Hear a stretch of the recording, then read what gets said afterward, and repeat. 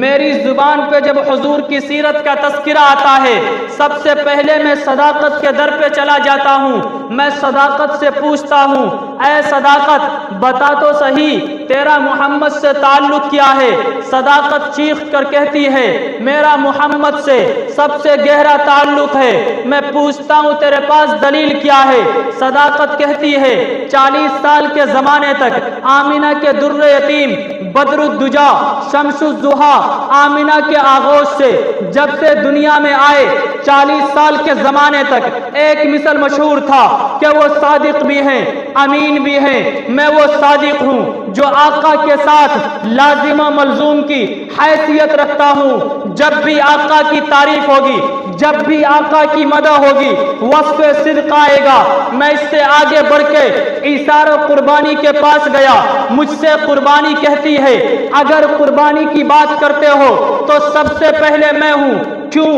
اگر تم قربانی کی بات کرتے ہو میرے نبی نے جو قربانی دی خود پیٹ پر پتھر بندھا ہوا لیکن غریبوں کو کھانا کھلاتا فقیروں کو کھانا کھلاتا ہے. فقیروں کو کھانا کھلا کر اللہ کے نزدیک عظمتوں والا بن جاتا. میں اس سے آگے بڑھ کے سخاوت کے پاس گیا. سخاوت مجھ سے کہتی ہے اگر آقا کی سیرت بیان کرنی پہلے میں ہوں. کیوں؟ آقا عید کے دن نکلتے بچے کو سینے سے لگا کر سخاوت کا ثبوت دیتے ہیں.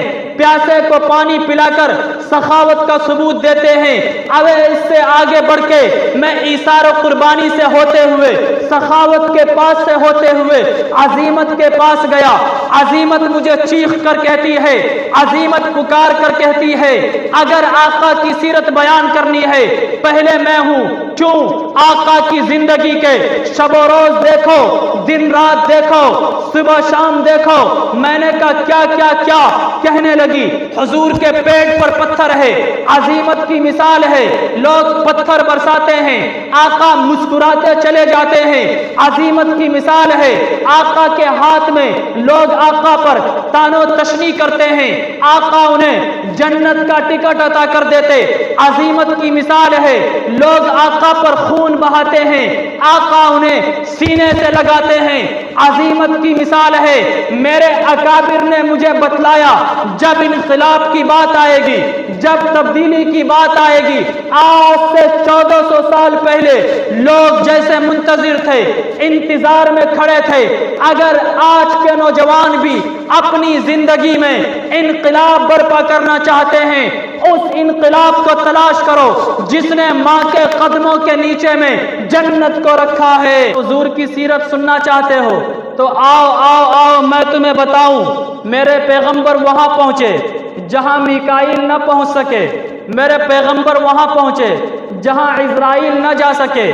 میرے پیغمبر وہاں پہنچے جہاں اسرافیل نہ جا سکے. میرے پیغمبر وہاں پہنچے جہاں عزرائیل نہ جا سکے.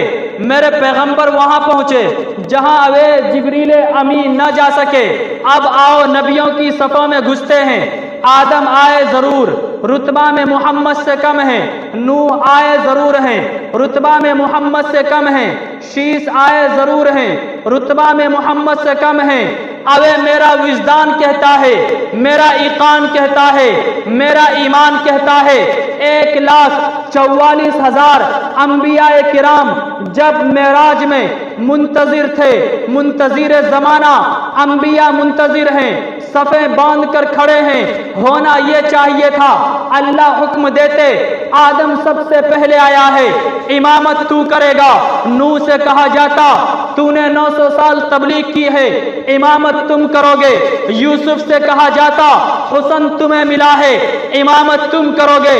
ابراہیم سے کہا جاتا خلیل تم ہو امامت تم کرو گے. اسماعیل سے کہا جاتا ذبی تم ہو امامت تم کرو گے.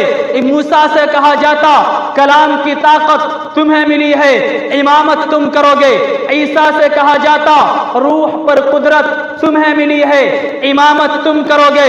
لیکن میں قربان اپنے رب کے حکمت و تدبر پر منتظر زمانہ انبیاء منتظر ہیں صفے باندھ کر کھڑے ہیں، آنے والے امام کا انتظار ہے، مصلی امامت پر کوئی جلوہ افروز ہونے والے ہیں۔ میرا رب فرماتا ہے او نبیو ذرا ٹھہرو، دلہا بن کر تمہارا امام محمد مصطفیٰ چلا آ رہا ہے۔ رسم اہل وفا ہر ستم جھیلنا، اپنی تاریخ ہے موت سے کھیلنا، کچھ فہم لوگ ہم کو ڈرانے پہ ہے ہم نشان